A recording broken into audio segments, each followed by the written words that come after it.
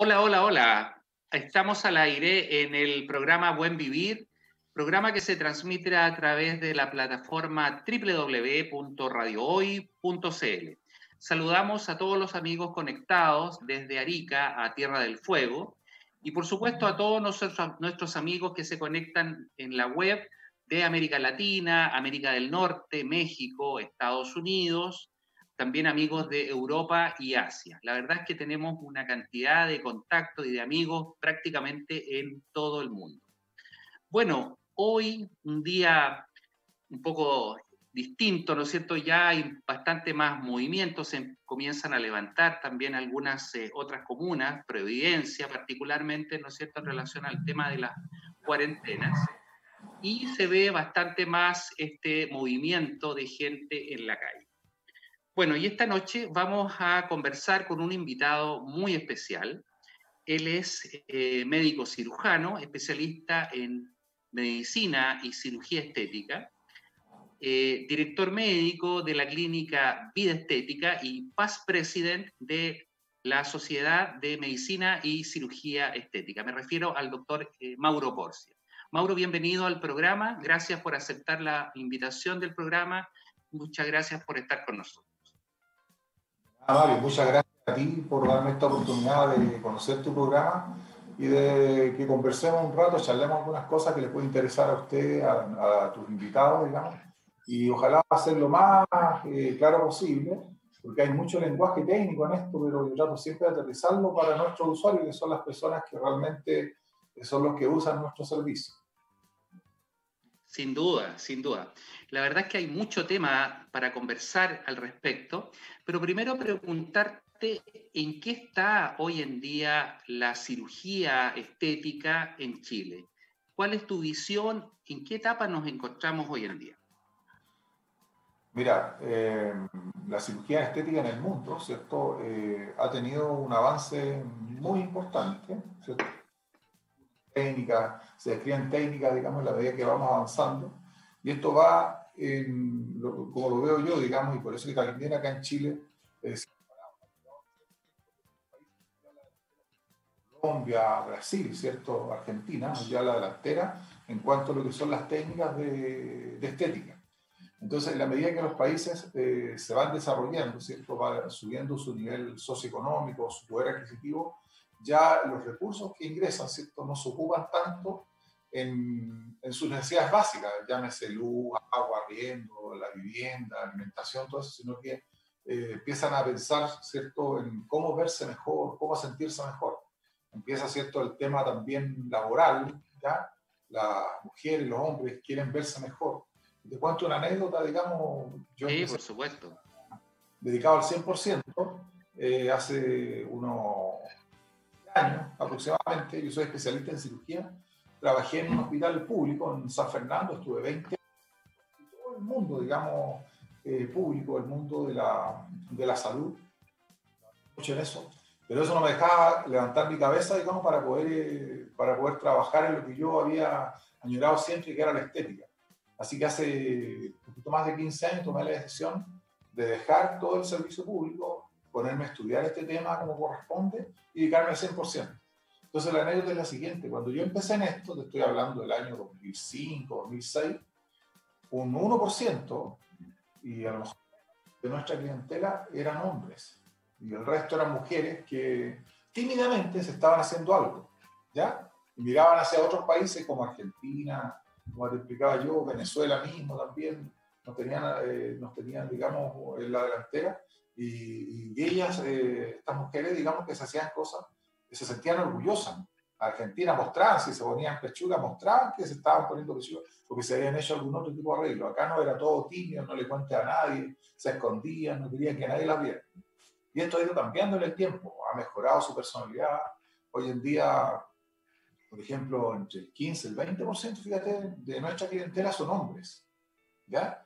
El resto mujeres, digamos, y ya no hay ese tabú, oye, no quiero que nadie sepa, sino que todo lo contrario, quieren estar orgullosas de poder tener la oportunidad de hacerse algo. Entonces lo comentan a las familias, se lo comentan a los amigos, a las amigas, digamos. Así que esto ha tenido un cambio radical, como te digo, de la mano, ¿cierto?, al mejoramiento del nivel cultural, del nivel socioeconómico.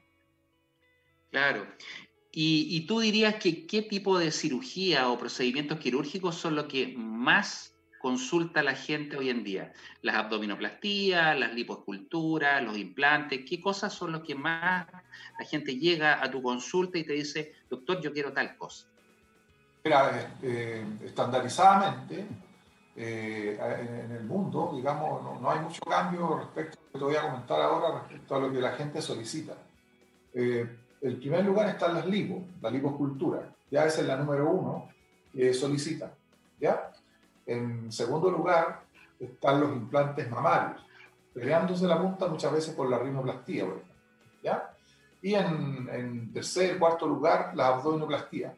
Ahora, para mí, en mi consulta particular, yo no hago, por ejemplo, rinoplastía por un tema bien sencillo. Operé varias rinos, pero me sentía muy irresponsable.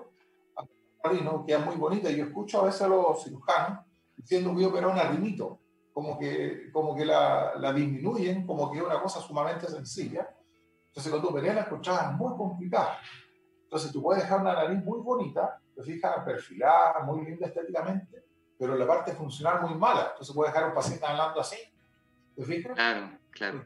No, gracias a Dios no todo ese tipo de complicaciones. Entonces, esta cuestión tiene que ser la nariz bonita por fuera, dentro, de manera que cumpla las dos funciones. Funcional. Exactamente. Por eso que en mi equipo hay un otorrino, especialista en estética, o sea, en plástica, que se dedica solamente a eso, ya solamente rino. Entonces ve la parte funcional, la parte estética y lo hacen muy bien. Entonces, en el caso particular mío, como te digo, como yo soy cirujano y había operado tantas cosas, tengo harta experiencia en cirugía, lo que más me consulta a mí son las abdominoplastías.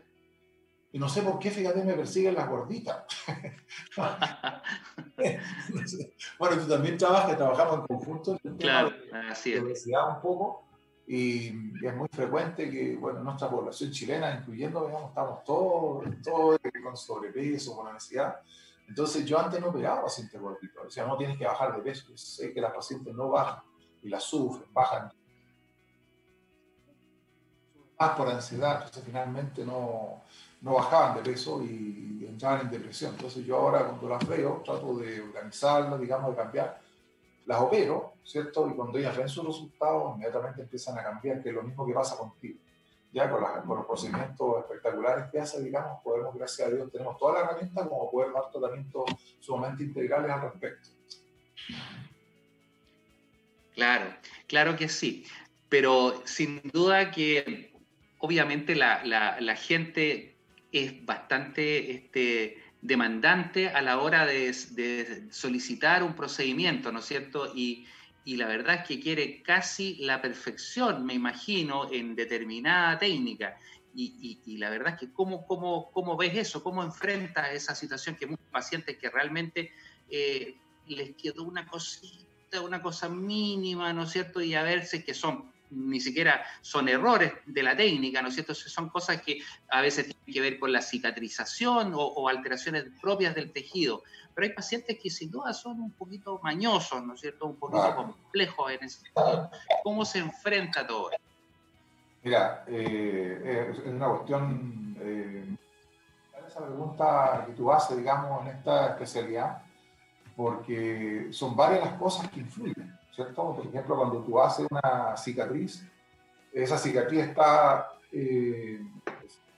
siendo influida por un montón. Por ejemplo, primero la cicatrización. ¿Cómo están los tejidos de la señora? ¿Estaban bien nutridos? ¿Tenía una buena calidad de proteína, de vitamina, de una serie de elementos, digamos, que participan, ¿cierto?, en la generación de la cicatrización? ¿Cómo está, qué tipo de reacción inflamatoria tiene la cirugía? Una reacción que se llama fibrosis, que es frecuente, o sea, que es el 5% de la cirugía. Esa fibrosis te tracciona los tejidos y los tracciona desde allá, desde acá. Entonces, a veces las cicatrices, uno las deja como una línea, tienen influencia, digamos, y van haciendo que se produzcan alguna imperfección.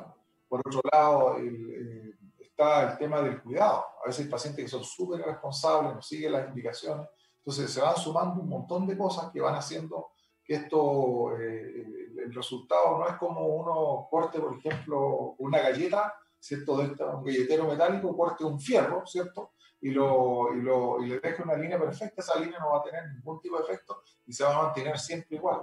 Acá no, acá está la fuerza de gravedad, están todos efectos gravitacionales y de tracción que hace que las cosas no tengan el resultado esperado. Esa fue una de las cosas que yo decidí no operar, digamos, en rinoplastia, porque es muy diferente, por ejemplo, operar un abdomen, que queda una cicatriz un poquito por arriba, un poquito hacia abajo, que uno la puede reparar o puede tolerar eso. En cambio, cuando la paciente dice, ay, doctor, me quedó esta cosita corrida para acá, y eso significa muchas veces operar, y esa operación nuevamente te produce nuevamente cicatrización y alteraciones en la cicatrización, y te produce también alteraciones en la forma. Entonces, es súper complejo.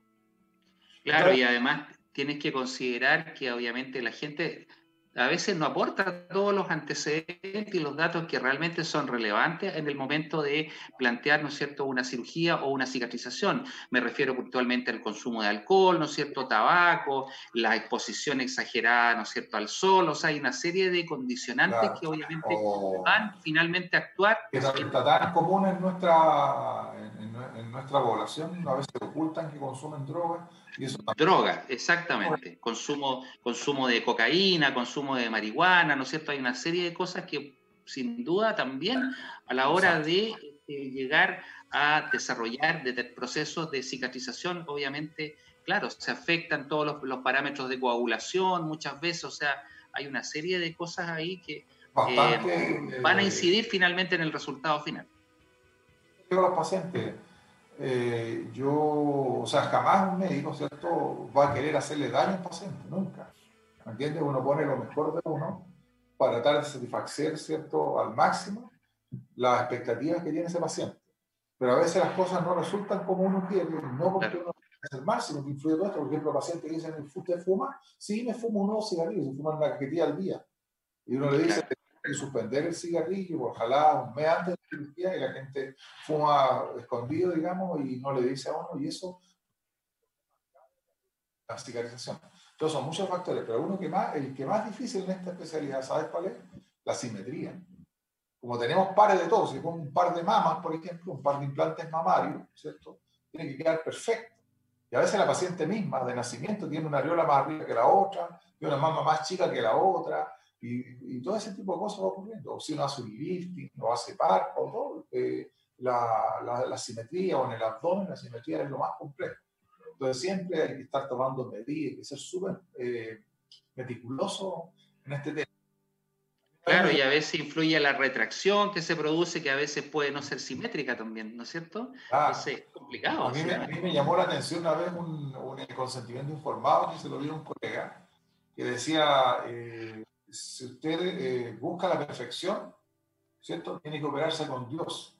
Yo no soy Dios, soy cualquiera. Claro. Puede ocurrir imperfecciones. Si usted busca la perfección, no la puedo operar yo, así que tiene que buscarse a otro cirujano. Claro, no deja de ser cierto, ¿no? No deja de ser cierto. Vamos a dar nuestro WhatsApp, porque siempre hay muchas personas conectadas y obviamente nos escriben para consultarnos, ¿no es cierto?, mandarnos alguna información o alguna consulta al respecto. Nuestro WhatsApp es el +569-87 289606, +569-87 289606. Estamos con el doctor Mauro Borgia, director médico de Clínica Vía Estética, cirujano estético. Mauro, ¿cómo enfrentaste todo este periodo, ¿no es cierto?, crítico? Partamos un poquito por el tema del estallido social que parte, ¿no es cierto?, en octubre. ¿Cómo viviste esa etapa y después cómo viviste la posterior etapa relacionada con la pandemia? Nuestra clínica, tú sabes, está en Providencia y está muy cerca de Plaza Baquedano. Entonces nos afectó bastante. Bueno, hasta el día de hoy hay incertidumbre si esto va a seguir, no va a seguir. Hubo un efecto importante también en la demanda de procedimiento, hubo un poco de depresión de la población, mucho susto. Todo ese tipo de cosas influían mucho, digamos, en que los pacientes se controlaran. Debimos cerrar más temprano, otras veces tuvimos que cerrar la clínica, varias marchas hacia Plaza Baquedano, Entonces hubo un efecto importante. Hasta la unidad de Providencia fue en algún momento atacada, digamos, hubo varios problemas. Entonces estamos en una incertidumbre bastante importante. Y saliendo, ya estaba esto un poquito más tranquilo y llegó de la pandemia, que nos pilló a todos, por supuesto, desprevenidos y desorientados, porque no sabíamos cómo enfrentar esto. Te voy a contar una anécdota, digamos, que ocurrió en nuestro pabellón cuando empezamos recién. Llevamos 2 semanas, abrimos tímidamente porque teníamos pacientes operados, teníamos que controlar, había otros pacientes que queríamos que los vieran. Entonces, operamos un día, digamos, yo operé a algunos pacientes y yo, con un test un test rápido positivo. En ese momento para mí era chino, yo no sabía bien cómo interpretar nada de eso. Fue tanto el tema que, por ejemplo, el cirujano que le tocó esto, que se desmayó, salió corriendo, se fue a hacer una... En ese momento, ya, la paciente se cerró la clínica, se mandó toda la gente para la casa, un escándalo de proporción. Bueno, entonces después cuando tú te pones a estudiar este tema, digamos, te das cuenta que no es tan así, que aquí hay protocolos, viene la descripción de los contactos estrechos, de los contactos que realmente tienen problemas y cuáles son las características de esos contactos y qué es lo que hay que hacer. Entonces, a partir de ese momento, yo me di cuenta que teníamos que montarnos, digamos, en el conocimiento respecto al tema y desarrollamos protocolos bastante estrictos, digamos, los exámenes y qué hacer en tal o cual caso. ¿Entiendes? Entonces ahora estamos bastante más tranquilos, tomamos todas las medidas de seguridad, como tú sabes, y de manera de poder trabajar. Hay gente que lleva 5 o 6 meses sin gracia tremenda para ellos, para su familia y también para el tema económico bastante lamentable. Ahora fíjate que doy gracias a Dios, digamos, este tema de la pandemia, una vez que nosotros estructuramos nuestros protocolos, comenzamos a dar el mejor servicio que podíamos, digamos, desde el punto de vista de seguridad, hemos seguido trabajando y tuvimos que reinventarnos, ¿cierto? Y en vez de hacer evaluaciones presenciales, lo hacemos vía online. Y eso ha sido, fíjate, súper motivante, digamos, porque hemos tenido muchas pacientes online y también hemos operado, no hemos parado todo este tiempo. Yo pensé que se iba a venir todo esto abajo, porque, como ustedes saben, la cirugía estética es un suntuario, o sea, es un lujo, digamos, no es una primera necesidad. No es de primera necesidad, claro.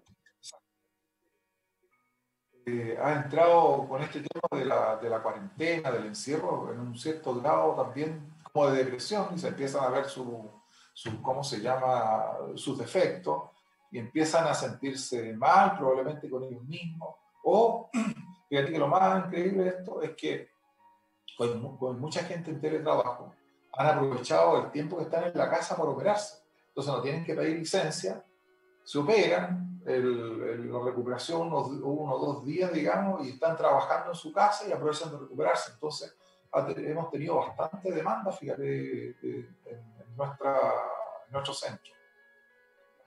Claro, y el hecho de sumarse, ¿no es cierto?, a todas estas plataformas digitales, sin duda que ha sido un punto de beneficio, ¿no es cierto?, para los pacientes, sin duda, porque obviamente tú le evitas la exposición al pasearse, al riesgo de contagiarse y obviamente acceder o acudir a la clínica solamente en el momento necesario con todas las medidas de precaución. Yo creo que eso ha sido una herramienta súper útil.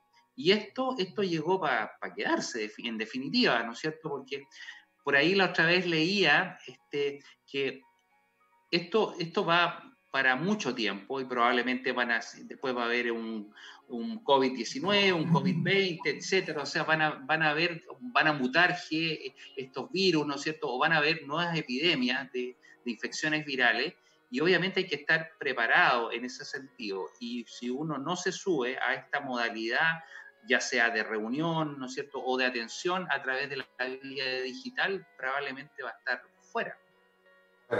Aquí la telemedicina, que es lo que estamos haciendo nosotros, ¿cierto?, hoy en día va a jugar un rol súper importante. Me he dado cuenta, digamos, que, por ejemplo, yo me siento más cercano ahora con los pacientes, sobre todo con la gente que es de provincia, de regiones.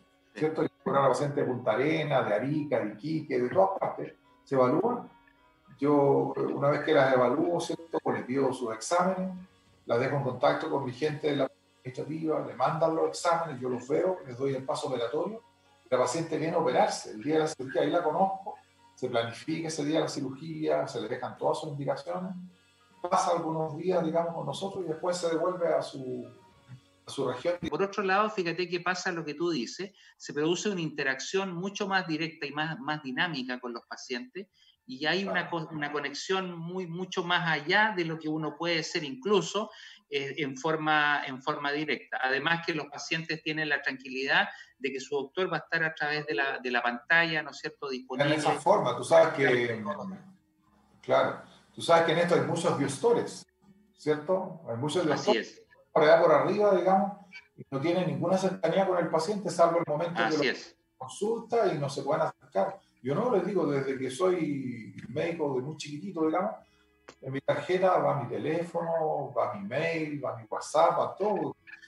Sería muy irresponsable, ¿cierto?, de mi parte, porque hay algunos médicos que no dan el teléfono, no dan nada y se cierran, digamos, y dejan al paciente botado. No, tiene que consultar con mi técnico paramédico, eso usted no puede ser. O sea, esto es de tanta responsabilidad que tiene que tener cercanía. Yo creo que por este método el paciente se siente mucho más cercano todavía. Sí. Eso que esto ha sido bastante exitoso en lo que estamos haciendo. Sí, no, y como yo te decía, esto viene para quedarse. Si en el fondo esta forma de hacer medicina es distinta. Nosotros somos de otra generación, vivimos otra etapa, ¿no es cierto?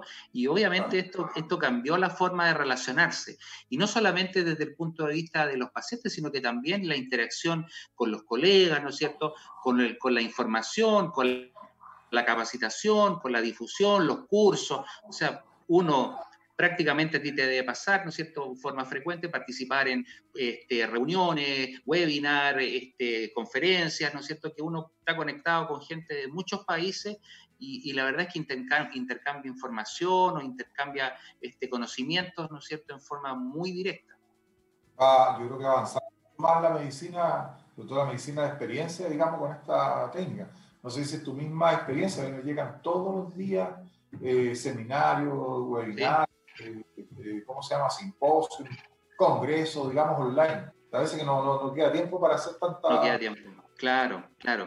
Fíjate que justamente, quizá, claro, el hecho de que uno probablemente tiene sus agendas un poquito más acotadas en algunos casos, pero el tiempo que queda, ¿no es cierto?, uno lo dedica directamente a este tipo de cosas y ya no es llegar a la casa a ver una película de Netflix o alguna cosa, digamos, sino que muchas veces es a conectarse a través de esta vía y a interactuar con colegas o participar, ya sea en forma de espectador o participar en forma de expositor, ¿no es cierto?, en muchos de estos simposios en los cuales se comparten experiencias de mucha gente. Entonces, yo creo que en ese sentido ha sido bastante positivo para todos. Para ir desarrollando nuevas plataformas, yo creo que yo estaba pensando cómo podía yo, ¿cierto?, en nuestro centro, cómo podíamos mejorar más esta parte tecnológica, una cuestión que está pendiente. Ya avanzamos bastante con esto, pero yo creo que van a aparecer más cosas, digamos, que en este momento probablemente no las conocemos.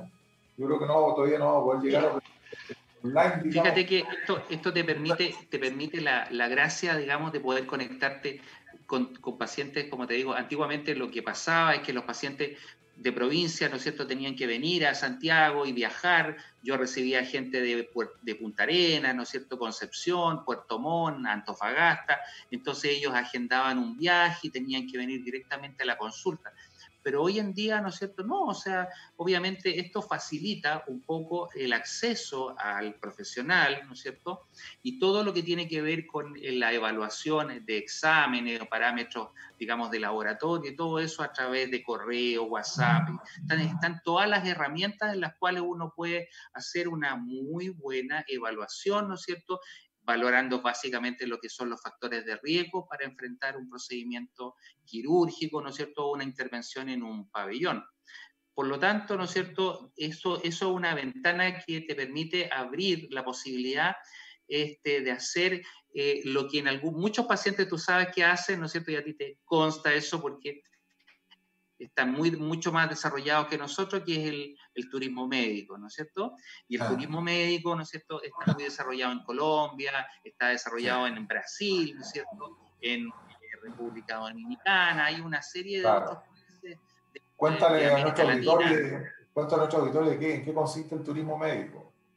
Claro, eso es bien interesante porque eso es un concepto que se ha desarrollado en varios países de América Latina. Yo creo que los pioneros han sido un poco la gente de Colombia, ¿no es cierto?, en que han desarrollado estos viajes, ¿no es cierto?, a diferentes ciudades de Colombia, en los cuales pueden acceder a determinados procedimientos quirúrgicos. Y entonces, ¿en qué consiste ese concepto? ¿No es cierto? En que obviamente viaja una persona y probablemente otra persona que los acompañan. Entonces, hacen un par de 2, 3 días, ¿no es cierto?, en que van a hacer un procedimiento de una cirugía, ya sea una lipocultura, a veces un implante, pero además lo acompañan, ¿no es cierto?, de una suerte de turismo que muchas veces también lo aprovecha principalmente el acompañante. Entonces aprovechan de dar un tour a través de la ciudad, ¿no es cierto? Los tienen en un lugares bastante bonitos, y una vez que ya pasan su postoperatorio y todo lo que tiene que ver con el riesgo, básicamente ya están en condiciones de retornar a su país. Yo creo que es una cosa que obviamente, claro, hay que siempre valorar, ¿no es cierto?, el riesgo de que signifique el desplazarse, pero si obviamente se hace con todas las condiciones adecuadas y obviamente no distancias que sean demasiado prolongadas, probablemente es una cosa que se puede implementar y se puede hacer como se hace en otros países. No sé si tú estás de acuerdo conmigo. De acuerdo en eso, pensaba yo ofrecer el servicio completo, ¿cierto? O sea, de tú ir a buscar al paciente a su casa, meterlo al avión, ¿cierto? Ir a buscarlo al aeropuerto, trasladarlo a la clínica, operarlo, tenerlo en el postoperatorio, ¿cierto? Y después devolverlo. Y en el va a ser el tema turístico, como dices tú. Pero hay mucha gente que busca eso. Sí. Bueno, de hecho, tú hay sabes que en las clínicas grandes, ¿no es cierto?, estamos hablando de la clínica Las Condes o clínica alemana, eso se está haciendo hace harto tiempo. Hay pacientes que vienen de otros países, ¿no es cierto?, a operarse con determinados personajes, ¿no es cierto?, y obviamente hacen este turismo médico y se, digamos, hospedan en hoteles de determinada característica, ¿no es cierto? Y eso acompaña un viaje en el tiempo que obviamente no había pandemia. Obviamente se hacía un viaje, qué sé yo, a Farellones, ¿no es cierto?, a los principales malls de Santiago, a lugares como turísticos más adecuados. Y además, ¿no es cierto?, de la cirugía en la cual los pacientes venían puntualmente a consultar. Eso se ha hecho hace harto tiempo, y la verdad es que se ha hecho en forma bien exitosa. Yo creo que son herramientas que se pueden implementar, obviamente, muy bien organizadas. ¿Y sabes cuál es lo importante? Lo importante es todo lo que significa la asistencia. O sea, ¿qué significa cuando un paciente llega de otro país, ¿no es cierto?, y llega a un país que no conoce probablemente? Debe tener a una persona que esté las 24 horas del día ahí pendiente, ¿no es cierto?, para cualquier tipo de requerimiento. Claro, Entonces, claro. eso es como dices tú, va a buscarlo, lo traslada, ¿no es cierto? O sea, es una suerte, digamos, de coaching que está ahí pendiente, ¿no es cierto?, de toda su requerimiento. Un tema que es bien candente y que es al revés, ¿ya? Nuestro país es caro, ¿ah? Es bastante caro, digamos, en comparación con otros países. Entonces hay muchos pacientes que se van a operar afuera, llámese Claro, Argentina, Colombia, Perú, Bolivia, y en eso no hay problema. El problema es cuando hay alguna complicación, ¿me claro, entiendes? claro. Y se me sale más barato, por ejemplo, te voy a poner un ejemplo, por ejemplo, implante mamario acá en Chile sale 2 millones de pesos. Operarla afuera, cuando tú sales 1.200.000, 1.500.000, no sé. Manejan otros valores, claro, No saca la cuenta que tienen que pagar pasaje, tienen que claro. pagar alimentación, traslado, tienen que pagar ahí el tema del hotel y después trasladarse a su país nuevamente, ¿ya? hay 1 o 2 controles que se lo hacen en 1 o 2 días, después se devuelven. De acá vienen quien los vea, si tienen alguna complicación. Los cirujanos, nadie quiere, porque no quieren hacerse responsables de esa complicación. Entonces me ha tocado muchos pacientes, muchos casos que ¿cómo se llama? Que yo veo y que realmente la pobre gente sufre. Entonces, cuando toman una decisión así, tienen que tener mucho cuidado, digamos. Si vale la pena, es muy poquito el ahorro, no vale la pena. Si un ahorro grande, tienen que organizarse súper bien, porque yo no voy a decir que son malos los cirujanos, ¿no? Pero todas las cirugías, y yo no estoy de cerca, tienen potenciales complicaciones. O sea, toda la gente que hace un procedimiento, como tú, como yo, o la gente, ¿cierto? Tienen complicaciones. Sí. Dice que no hay complicaciones, hay dos no cosas. Ha hecho lo suficiente. No ha hecho lo suficiente. No hace nada, ¿me entiendes? Claro. Entonces, cuando no estás haciendo cosas, todos los días estás operando, estás en la cuerda floja, tienes posibilidad de caerte o tener alguna complicación, porque en medicina eso pasa siempre. Entonces, con mayor razón, cuando se van para afuera, vuelven, quedan absolutamente desconcertados, tienen que ir a una mano. Entonces, eso hay que organizarlo súper bien para que no tengan problemas. Claro que sí. Bueno, vamos a ir a nuestro corte comercial, hacemos una pausa cortita y volvemos nuevamente al programa. Volvemos enseguida. Estamos de vuelta en el programa Buen Vivir, programa que se transmite a través de www.radiohoy.cl. Y nuestro WhatsApp es el +569 87 289606, +569 87 289606. Estamos con el doctor Mauro Porcia, director médico de Clínica Vida Estética, cirujano estético, conversando de muchos temas de la medicina y de la cirugía estética. Mauro, ¿en qué está la clínica hoy en día? ¿Cuáles son los proyectos? ¿Cuáles son los ítems que quieres desarrollar para este resto de año 2020 que nos queda? En primer lugar, hay un concepto que es el que tengo que desarrollar integralmente, que es el concepto de wellness. Wellness significa dar bienestar en forma integral y ojalá en todos los aspectos que yo más pueda. Entonces, en la clínica, por ejemplo, vemos el área estética, ¿cierto? Está la parte nutricional, hay psicólogas, ¿ya? Hay odontólogos con todas las especialidades. Hay un proyecto muy bonito que me ha demorado mucho en desarrollarlo, pero ya va a salir ya, que es un proyecto de medicina regenerativa, ¿ya? En el cual tú sabes que también tienes experiencia en ese tema, digamos, podemos hacer cosas maravillosas al respecto. Son proyectos súper difíciles, pero hemos ido un poquito avanzando, creciendo en la medida que podemos.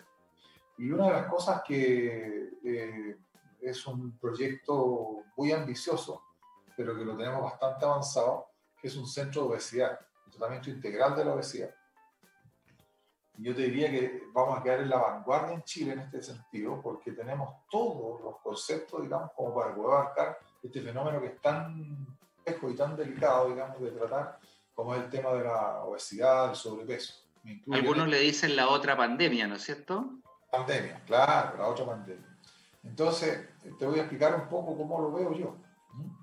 Del punto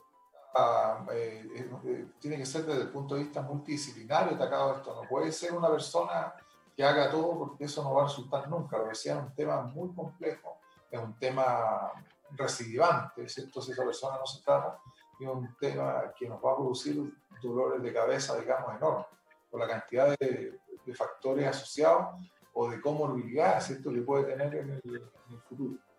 Entonces, empezamos por la parte más básica, ¿cierto?, que es nuestra nutricionista, ¿cierto?, un nutriólogo, para que nos enseñe hábitos de comida saludable, ¿ya? Después tenemos, por ejemplo, lo que hago yo, que es la parte estética, digamos, cuando el paciente tiene, las niñas dicen, tengo unos rollitos, doctor, o sea que no son tan rollitos, algunos pacientes que son más. A través de lo que hago puedo esculpir el cuerpo, ¿cierto? Sacar esa grasa, darle forma. Si la paciente no tiene glúteo, yo le puedo colocar glúteo, si le sobra piel, le puedo hacer una buena plastía. Entonces, en ese sentido, como te digo, me siento bastante capacitado para hacer cosas muy bonitas, digamos.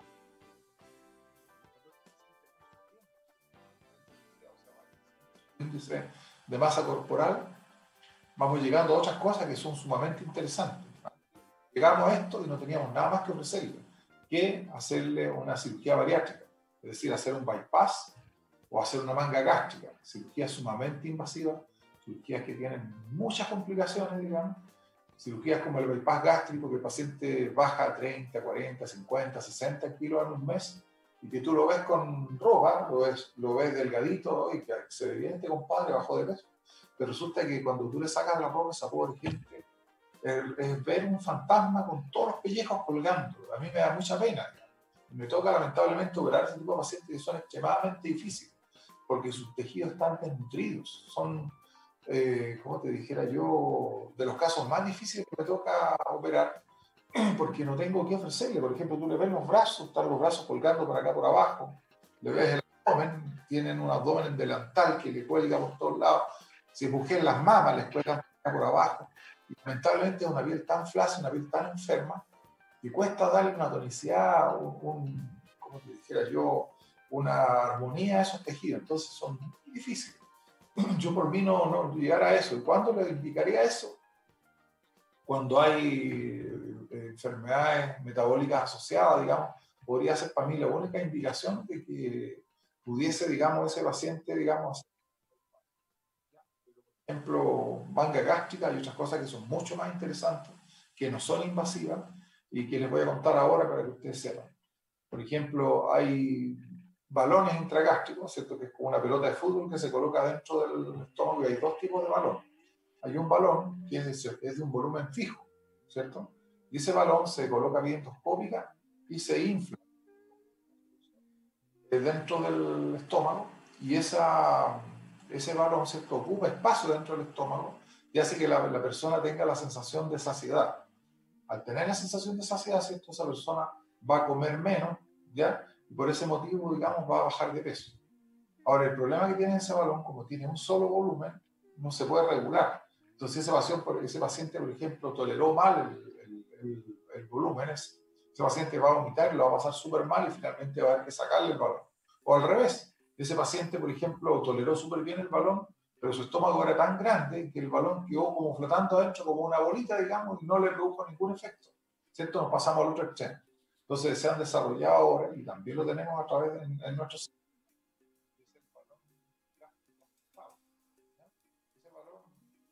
Puede inflar a un volumen fijo, ¿cierto?, calculado para un determinado paciente. Y se ve cómo evoluciona, ¿cierto? 2, 3, 4, 6 meses, y el paciente, si ese paciente ha tenido una buena respuesta, se deja, se observa, y cuando ya no tiene respuesta, se puede volver a inflar nuevamente. El balón no ajustable, el primero que les hablé, tiene una duración de 6 meses.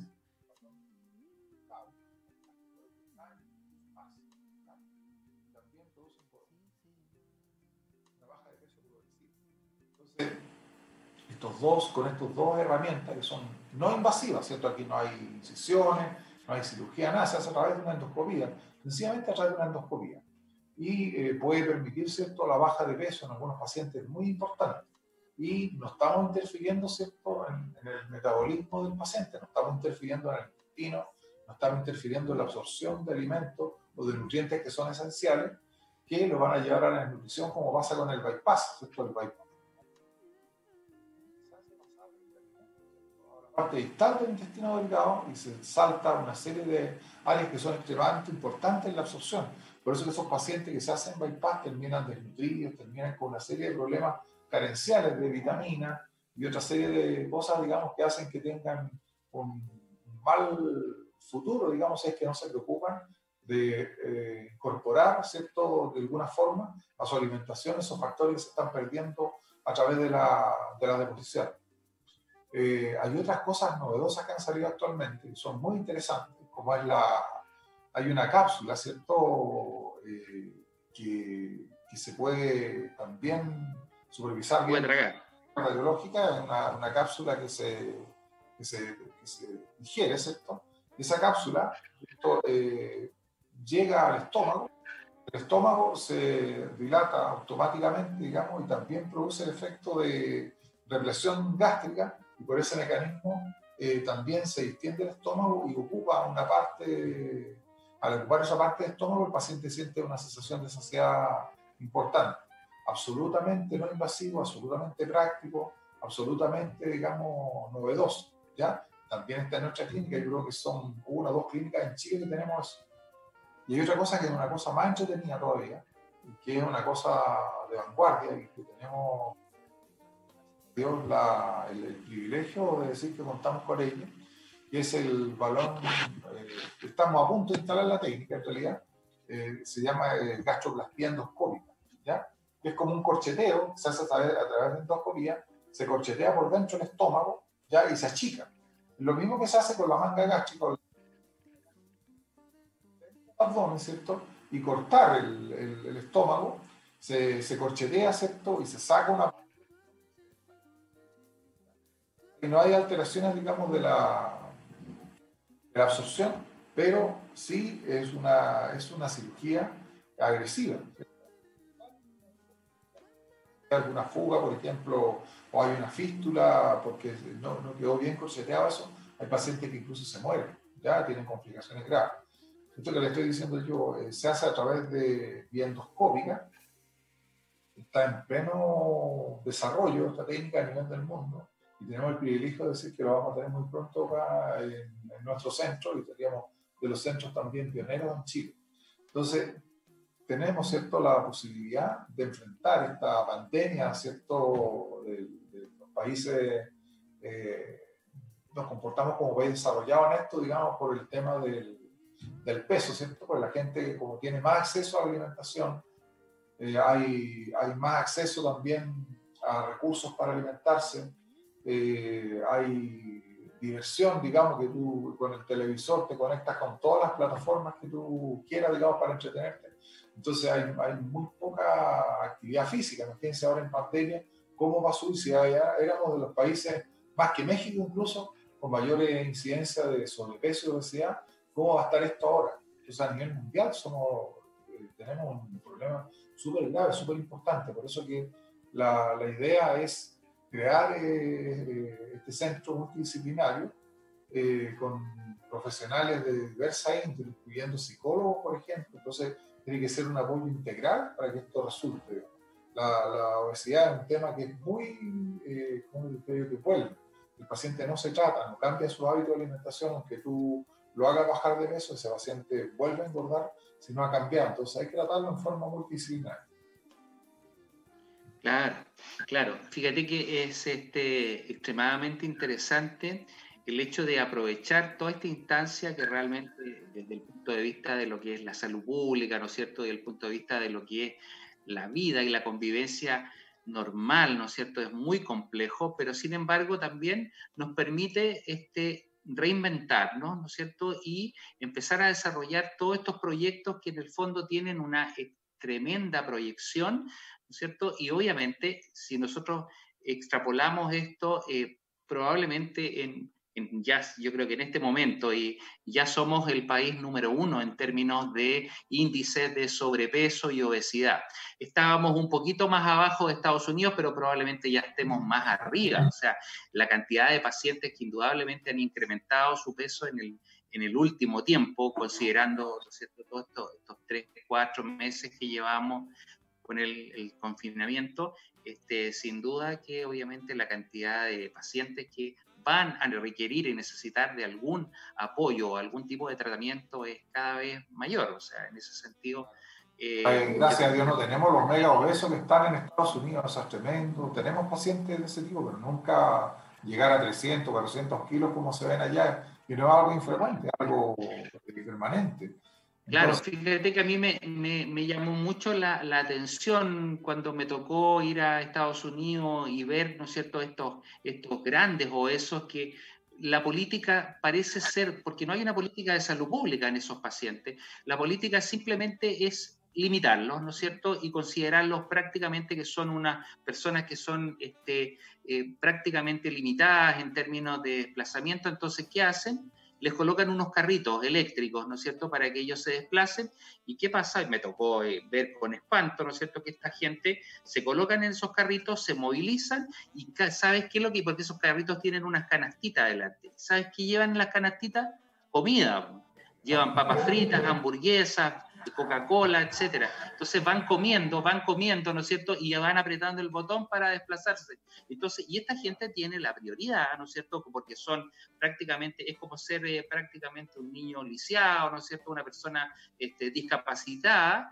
Ellos pasan, ¿no es cierto? Y tienen la preferencia en cualquier lado, porque son limitados, porque obviamente porque no pueden caminar por el peso.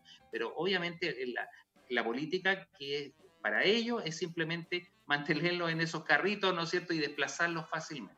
La política, para digamos... que veas cómo se da la cosa. La política de salud, yo creo que es súper grave en eso, digamos, porque las repercusiones que va a tener, ¿cierto?, en los gastos que se van a hacer en este tipo de personas es enorme, como pasa en Estados Unidos. Entonces nosotros tenemos que ponernos también en este tema, digamos, porque no es que uno esté gordito por sí, sino que vienen todos los factores asociados. Viene la hipertensión, viene, ¿cierto?, la dislipidemia, o sea, el colesterol alto, la diabetes, la resistencia a la insulina, y empiezan a sumar una serie de problemas, factores cardiovasculares, digamos, que hace que después no sea la obesidad solamente el tema, sino que el de comorbilidades, digamos, que hace que los recursos en salud sean cada vez más insuficientes. Por otro lado, creo que tenemos que aprender mucho, por ejemplo, de Japón o de los países asiáticos, en el cual no hay obesos. Fíjate que tienen políticas públicas tan estrictas que te pesan, ¿cierto? Y miden a las personas en las empresas, en las industrias, y si el paciente está con sobrepeso o obesidad, a ese paciente lo mandan obligatoriamente a bajar de peso o obesidad, porque si no vienen multas y cuestiones sumamente severas, pueden perder hasta el trabajo. Entonces nosotros estamos muy lejos de eso, y creo que tenemos que ser más intolerantes, digamos, y tratar de que nuestras políticas al respecto vayan cambiando para poder disminuir en cierta forma esta pandemia. La verdad es que no es fácil, ¿eh? No es una tarea fácil, porque si tú analizas, obviamente, detrás de un niño obeso hay un adulto obeso, hay una familia obesa, y el tema tiene que partir desde chicos, o sea, sin duda que desde los niños, ¿no es cierto? Que obviamente el tipo de alimentación, todo ese tipo de cosas, obviamente, van fomentando el desarrollo del sobrepeso y la obesidad. Hay que hacer un cambio radical, sin duda, ¿no es cierto? Y la verdad es que ya, ¿no es cierto?, desde partida, si tú consideras todos estos procedimientos que nombraste súper bien, ¿no es cierto?, en términos de manejo de los pacientes, pero lamentablemente no hay una política de cobertura, los seguros de salud no cubren estos procedimientos, ¿no es cierto?, porque son considerados procedimientos cosméticos. O sea, ¿qué significa eso? Que son básicamente para verse mejor. O sea, no tienen el concepto integral, que significa que esto es mejorar los indicadores de salud y disminuir los factores de riesgo para que esa persona, obviamente, que está con sobrepeso y obesidad el día de mañana no se enferme, ¿no es cierto?, y no muera por un accidente vascular, por una enfermedad coronaria, ¿no es cierto?, una diabetes o complicaciones metabólicas graves. O sea, si no hay un cambio de mentalidad en ese sentido, no, es difícil, ¿eh? Yo lo veo bastante compleja la situación. O sea, acá tienen, por ejemplo, el hecho de ponerle sello a los alimentos, pero debería ser esto igual que el tabaco, igual que el alcohol, o sea, para ese tipo de alimentos, y esa plata usarla, ¿cierto?, para tratar las secuelas que va a dejar esto, que no van a ser pocas, y ya si desde chicos los niños están siendo obesos, esos niños van a tener problemas futuros, de todas maneras. Entonces tenemos que cambiar una serie de cosas, y eso, nuestra mentalidad no cambia. Claro, y además que tú tienes que considerar que los niños obesos tampoco tienen muchas alternativas desde el punto de vista de manejo. El adolescente obeso, ¿no es cierto?, que a mí me ha tocado obviamente tratar y ver en algunas determinadas situaciones, tampoco tienen muchas alternativas desde el punto de vista de su manejo, porque los manejos básicamente son manejos conservadores, con dietas, ¿no es cierto?, que no funcionan, ¿no es cierto?, y obviamente ya prácticamente no existen medicamentos para manejar esto, porque obviamente tienen gran cantidad de efectos colaterales y obviamente las tasas de rebote también son bastante altas, por lo tanto se ve como muy limitado el espectro en términos de manejo en ese sentido. Yo hice el primer curso de obesidad en la Sociedad de Obesidad de Chile hace 30, 35 años atrás que vengo siguiendo este tema, y se han descubierto una cantidad de receptores y pensaban que se había encontrado la panacea, aparecía algún medicamento, aparecía alguna droga que decían que bajaba, el paciente bajaba y a los 2 o 3 meses vuelve a subir nuevamente porque hay fenómenos de compensación que hacen que ese paciente vuelva nuevamente a nutrirse. Lamentablemente esta es una cuestión, tú mejor que yo sabes, que es genética, ¿cierto? Sí, claro.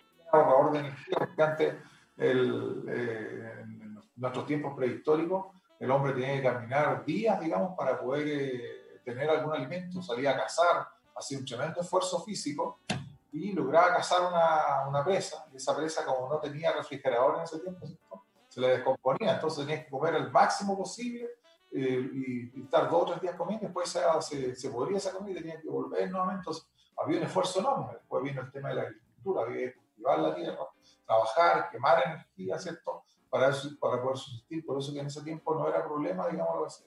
Pero ahora te llega todo a la casa, está en el supermercado. Ahora en ese tiempo no había un delivery de pizzas, por ejemplo. Claro, no, ahora ni siquiera va al supermercado, ni siquiera va al restaurante, te llega toda la casa con harina refinada, con azúcar refinado, con claro. mayor.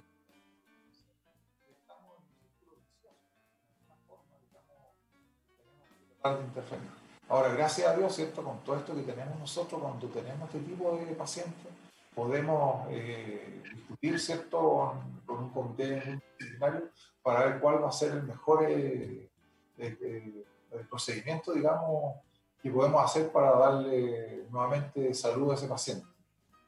Exacto. Bueno, nos quedan un par de minutitos ya para terminar nuestro programa, pero no puedo dejar de preguntarte, Mauro, ¿cuáles son las redes de la clínica? ¿Cuáles son tus redes personales? ¿Cómo las personas, los pacientes pueden acceder a Clínica Vida Estética? Como teléfono, ¿cierto? Fundamentalmente la página www.vidaestetica.cl y pueden seguir también, me pueden seguir en redes sociales como Dr. Mauro Porcia, ¿ya? En Facebook, en Twitter, en Instagram, pueden seguir este tipo de cosas. Y como les digo, está abierto si alguien tiene consultas, tiene dudas al respecto, digamos, encantado los podemos atender. En el www.vidaestetica.cl aparecen todas las redes sociales, aparecen los teléfonos, todo lo que ustedes necesiten para poder ayudarlos. Consulten, mi lenguaje es bastante claro, digamos, al respecto y los puedo orientar y con la confianza, digamos, de que jamás, como les digo yo, un médico le va a hacer daño a un paciente, ni va a engañarlo, digamos, sino que siempre vamos a estar pensando en el bienestar de ustedes. Muy bien, pues. Bueno, no me resta más que agradecer tu presencia, Mauro, en el programa. Ha sido un programa súper entretenido, muy dinámico, muy claro, muy explicativo, ¿no es cierto?, de todas las cosas que tú estás desarrollando en la clínica. Y bueno, la verdad es que no me resta más de desearte éxito y agradecer tu presencia esta noche en el programa. Y además, bueno, despedir a nuestros amigos que estuvieron conectados a través de www.radiohoy.cl, desearles una buena semana y que se cuiden, ¿no es cierto?, que cuiden a su familia, ¿no es cierto?, y que Dios los bendiga. Gracias, Mauro, por tu presencia. Muchas gracias, Mario, por tu invitación. Gracias a ti. Gracias a ti.